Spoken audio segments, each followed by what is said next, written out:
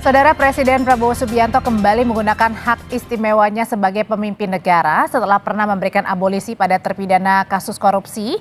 Prabowo kini mengeluarkan perintah rehabilitasi untuk Direktur Utama atau mantan Direktur Utama ASDP Ira Puspadewi dan dua koleganya dalam kasus akuisisi PT Jembatan Nusantara atau PTJN.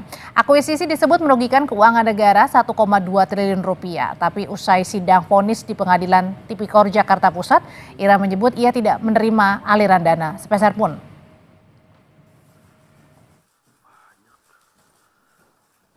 Kami menghormati seluruh proses hukumnya. Kemudian yang kedua, kami terima kasih atas doa dan dukungan para sahabat. Yang ketiga dan sangat penting, saya kira fakta yang dinyatakan oleh majelis bahwa tidak ada sesen pun keuntungan pribadi yang kami ambil.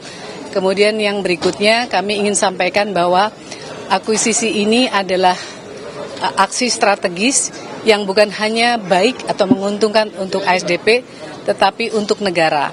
Karena dengan akuisisi ini, kami mendapatkan perusahaan dengan izin yang sudah ada moratoriumnya sejak 2017, di mana seluruh izinnya adalah trayek komersial. Dengan trayek komersial ini, maka ASDP dapat memperkuat posisi untuk bisa melakukan subsidi silang bagi perusahaan, bagi daerah-daerah 3T.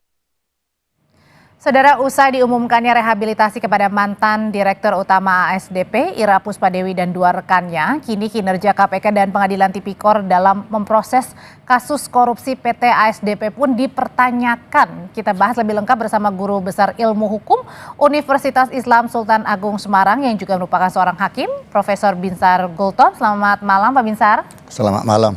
Dan ada juga pakar hukum pidana Prof. Jamin Ginting. Selamat malam, Mas Jamin. Selamat malam, Mbak Dri. Saya mau tanya dulu ke Prof. Binsar nih.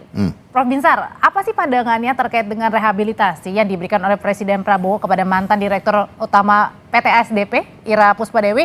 Apa ini untuk memberikan keadilan atau justru membuat tanda tanya nih kasus korupsi yang ditangani? Ya, terima kasih Mbak. Ini tanpa mengurangi rasa hormatku kepada, khususnya kepada pemerintah ya, dan Presiden. Hak prerogatif itu memang ada di tangan Presiden sesuai pasal 14 Undang-Undang Dasar 45. Tetapi bukan berarti hak-hak tersebut seperti abolisi, amnesti, rehabilitasi itu tanpa dasar. Kenapa bisa dibilang begitu? Iya, karena begini, kaitannya dengan yang disampaikan belum putus. Ya, itu kasus yang sedang hangat sekarang dibicarakan. Ya, artinya masih proses banding. Saya tidak tahu apakah ini sudah banding ke pengadilan tinggi atau belum. Tapi selama belum ingkrah putusan itu, janganlah kiranya ada bentuk-bentuk intervensi kepada lembaga yudikatif. Ini kan ada asas trias politika yang memiliki kewenangan masing-masing. Saling koordinasi boleh-boleh saja, akan tetapi tidak boleh saling mengintervensi. Jadi kalau ini misalnya sudah ingkrah, silakan dilakukan rehabilitasi. Perlu diketahui, ini kasus korupsi. Rehabilitasi itu kayaknya sepertinya kurang tepat ya. Jadi Pak Binsar, disampaikan kepada kasus korupsi. Mungkin kalau narkoba sebagai pengguna bisa saja terjadi. Jadi yang dikritisi atau dipertanyakan Pak Binsar adalah waktunya begitu. Ya. Yang setelah vonis masih ada 7 hari untuk waktu berpikir-pikir, Ya. tapi kemudian tiba-tiba ada pemberian rehabilitasi. Sudah ada. Jadi kurang tepat. Ya. Nah, jadi ini menjadi presiden buruk di dalam penegakan hukum. Apa yang dilihatnya kalau gitu? Kalau ini sudah ingkrah seperti yang saya katakan tadi, mau berapa tahun pun dihukum oleh hakim, silahkan itu sudah menjadi domain atau ranah daripada eksekutif. Mungkin kalau ada berbagai tekanan kan kasus ini kan berbagai tekanan atau dukungan di media sosial bahwa kasus Bu Ira ini tidak sepantasnya ditetapkan sebagai tersangka. Tetap tidak bisa. Kalau karena ada tekanan dari berbagai netizen misalnya, pengaruh-pengaruh dari luar, itu tidak boleh dijadikan pegangan oleh pemerintah, dalam hal ini presiden. Hampir sama waktu saya mengadili kasus kopi maut bersianida dulu. Kalau saya terpengaruh dengan banyaknya netizen, dengan pendapat-pendapat di luar sana, mungkin kami akan membebaskan kasus itu. Dan kesempatan untuk membebaskan boleh saja. Akan tetapi, dalam naluri seorang hakim, muncul satu keyakinan bahwa dia pelakunya. Dan sampai 3 kali dilakukan peninjauan kembali ke Mahkamah Agung, tetap ditolak oleh Mahkamah Agung, kan begitu. Nah, jadi kembali kepada rehabilitasi ini. Oke. Saya tidak kurang sependapat lebih awal dikeluarkan ini. Oke, kalau dari Bang Jamin sendiri setuju nggak Bang kalau misalnya tadi Pak Gultom bilang karena timingnya belum tepat? Ya, gini, kita harus bedakan kedudukan seorang kepala negara sebagai pemimpin bangsa yang cukup besar, melihat situasi dan keadaan negara seperti apa, maka diberikanlah dia hak prerogatif itu. Beda dengan seorang hakim memang harus tegak lurus karena dia kepentingannya hanya terkait dengan kasus yang dia tangani. Makanya dengan kedudukan seorang Pak Prabowo, dia saya kira mempunyai hikmat yang luar biasa. Kenapa saya bilang hikmat luar biasa? Karena dia melihat ada kepentingan bangsa yang lebih besar. Anda bayangkan, Audrey, ini perusahaan BUMN yang memberikan keuntungan kepada negara dan memfasilitasi 3T tadi, terluar, terpencil, dan terdalam. Itu arti termiskin. Ini artinya apa? Tidak ada diuntungkan orang ini. Nah, kalau sampai terjadi seperti ini dan semua CEO BUMN yang mempunyai itikat baik tidak diuntungkan dan terpenuhinya sarana dan prasarana terjalin, dipidana. Saya kira BUMN manapun tidak akan mau melakukan yang namanya corporate action. Meskipun dalam penilaian hakim berpendapat kenapa menjatuhkan vonis meski vonisnya lebih rendah dari tuntutan jaksa penuntut umum, karena meskipun tidak mengambil keuntungan sepeser pun, Bang Jamin, di situ disebutkan bahwa adanya kelalaian dan ketidakhati-hatian. Nah, jadi begini, di dalam corporate action itu ada yang namanya business judgment rule. Ada kriterianya. Pertama, business judgment rule itu, satu, dia melakukan itu dengan suatu kehati-hatian, visibility yang cukup mendalam, tidak menguntungkan dirinya dan pekerjaan itu dilakukan sesuai dengan bidang dan tugasnya. Ibu Ira ini melakukan itu semua. Yang dimaksud dengan kelalaian mengakibatkan kerugian itu kelalaian corporate action. Bukan kelalaian dalam arti memiliki niat jahat untuk membuat jadi rugi atau membuat jadi lalai. Nah, ini yang tidak disadari. Jadi corporate action manapun bisa saja rugi. Dan negara bisa rugi kalau dia BUMN. Tetapi kerugian yang bukan didasarkan kepada niat jahat, itu bukan pidana dan tidak bisa dipidana. Anda bayangkan, Audrey, kalau sampai semua BUMN ini ada kerugian dan itu dianggap kerugian negara, maka mereka tidak bisa melakukan corporate action apapun begitu untuk melakukan persaingan dengan pihak swasta. Jadi artinya pemberian hak rehabilitasi dari Presiden Prabowo ini kepada para tersangka yang sesaat lagi akan dibebaskan begitu ya, direhabilitasi, pemulihan.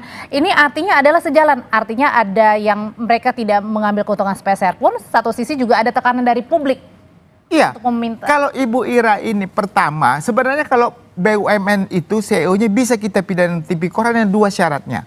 Pertama, kalau dia mendapatkan keuntungan, namanya illicit enrichment, mendapatkan suatu kenikmatan kekayaan tidak sah, itu boleh. Yang kedua, dia melakukan pemerasan, memeras orang, ya, itu ada pasalnya.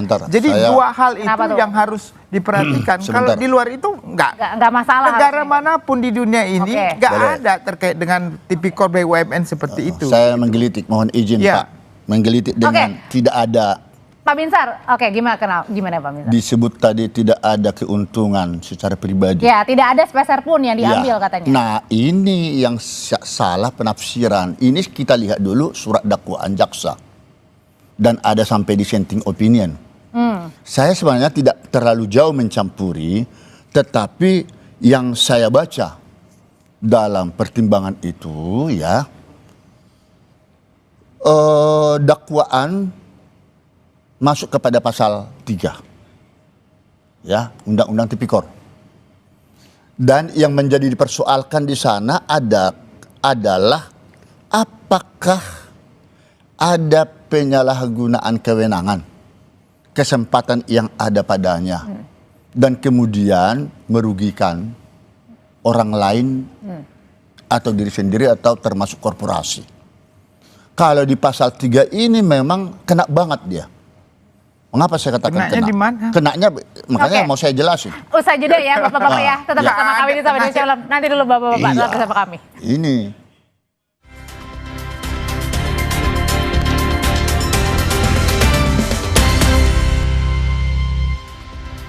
Jadi sebenarnya pemberian pengampunan yang cukup sering diberikan oleh Presiden Pak Binsar, menurut Anda ini kemudian juga membingungkan nggak dengan kasus-kasus korupsi yang ada? Nanti dengan penanganan kasus, jangan-jangan nanti diberikan pengampunan di tengah jalan? Ya, udah bisa. Sudah. Udah bisa cerita. Baik, kembali pertanyaan yang pertama tadi saya tanggung menjawabnya ya, yang di pasal 3 ini. Jadi jangan salah paham dulu pemirsa, kalau tidak ada keuntungan masuk kepada pribadi, lalu orang itu tidak bersalah. Ini persoalannya ada enggak kerugian negara? Ada. Ya, yang diuntungkan katakan orang lain atau suatu korporasi. Hampir 1,1 triliun 200 sekian. Ya, dirugikan uang 1,25 negara. T. Ya, triliun. Nah, jadi karena ada kerugian negara di sana, makanya dihukum 4,5 tahun. Lebih rendah dari dakwaan. Tuntutan.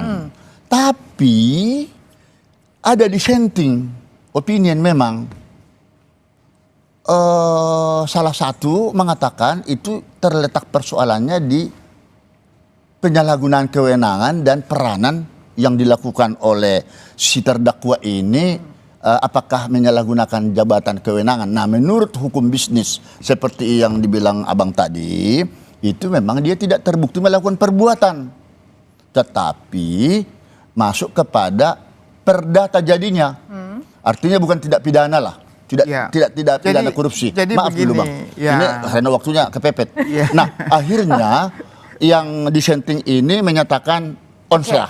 Oke, jadi poinnya apa nih Pak? Ya, tapi karena ini suara terbanyak, ya menyatakan dia tetap terbukti 4 tahun, 6 bulan itu, ya tetaplah terbukti si terdakwa itu melakukan kejahatan tetap pidana. terbukti ya. Tetap terbukti. Jadi begini, kalau KPK ini selalu berpandangannya kalau ada kerugian negara adalah tipikor. Enggak begitu.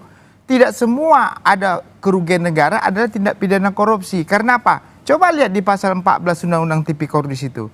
Di pasal 14 Undang-Undang Tipikor mengatakan kalau tindak undang-undang lain tidak menyebutkan sebagai tindak pidana korupsi, maka yang berlaku adalah ketentuan undang-undang itu, bukan tipikor. Jadi contohnya undang-undang tentang nirlaba pertambangan. Kalau di situ menyatakan ada tindak pidana bukan tipikor, nggak bisa KPK langsung melakukan investigasi terhadap tindak pidana di bidang minerba. Maksudnya KPK-nya yang salah ini? Ya, artinya KPK harus benar-benar yakin kalau tindak pidana korupsi itu sudah tidak diatur dalam undang-undang lain, maka pakailah undang-undang itu. Buat apa contohnya ada undang-undang minerba, ada pidananya, tapi nggak dipakai karena ada kerugian negara, pakai tipikor. Padahal undang-undang minerba bisa mengakibatkan kerugian negara, bisa. Nah, sekarang kita BUMN. Sekarang ada undang-undang BUMN pembaruan nomor 1 tahun 2025 kemarin. Sudah dikatakan dengan jelas di BUMN itu. CEO ataupun direksi BUMN adalah karyawan BUMN, bukan penyelenggara negara. Terus kerugian BUMN adalah kerugian negara, bukan kerugian negara. Itu saja nggak dipatuhi sampai sekarang begitu. Jadi kalau kita ingin membangun suatu bangsa dengan suatu BUMN yang besar, maka harusnya BUMN ini diberikan kesempatan untuk berkompetisi. Kalau berkompetisi ada kerugian, wajar, nggak apa-apa, asalkan tidak menguntungkan pribadi maksudnya. Tapi ini perlu dicatat, itu makanya dakwaan jaksa menjadi fokus dasar hakim memutus perkara. Ini kan tidak ada undang-undang yang lain selain daripada pasal 3 yang dibuktikan gitu loh. Pasal 3 itu hanya terkait ada penyalahgunaan kewenangan dia yang menguntungkan diri atau orang lain, tetapi itu bukan ada perbuatan jahatnya, niat jahatnya dari awal sudah diketahui. Kalau gitu Bapak-bapak gini, karena waktunya sangat terbatas, pertanyaannya adalah gimana ke depan terhadap penanganan kasus korupsi yang sedang ditangani oleh KPK nih? Karena kan jangan-jangan ada yang berpikir juga bahwa ya itu tadi pemberian pengampunan terkesan gampang sekali, padahal pengerjaan untuk pendalaman kasus-kasus ini juga tidak main-main. Saya mau mengatakan Pak Prabowo Presiden Prabowo ini adalah orang yang tepat pada masa waktu yang tepat untuk memberikan keputusan yang tepat. Kenapa? Kalau dibiarkan begini, lama-kelamaan orang nggak berani berbisnis. Jadi Pak Prabowo memberikan rehabilitasi ini menunjukkan apa? Prabowo menunjukkan sikapnya supaya BUMN ini terlindungi dari orang-orang yang mau merusak rehabilitasi BUMN. itu tidak boleh sebebasnya diberikan. Tetapi ini masih ranah pengadilan. Mestinya di sini KPK harus banding apapun ceritanya. Tapi KPK sudah menghormati karena ini merupakan soal dia menghormati atau tidak memang hak subjektif. Tetapi di sini jangan sampai ada karena pengaruh politik. Kalau sudah berbicara hukum, menurut saya panglima hukumnya sama sekali itu hukum, bukan politik. Sudah kita tangkap. Justru jadi saya menghargai sekali kepala negara, menghargai sekali Presiden Prabowo memiliki membuat stabilitas supaya aman. Betul. Baik, Ingat sudah kita tangkap. si Hasto Kristianto dulu. Sudah kita bukankah tangkap. tidak terbukti dia? Tetapi diamnestikan. Yang seharusnya itu biarkan banding dulu.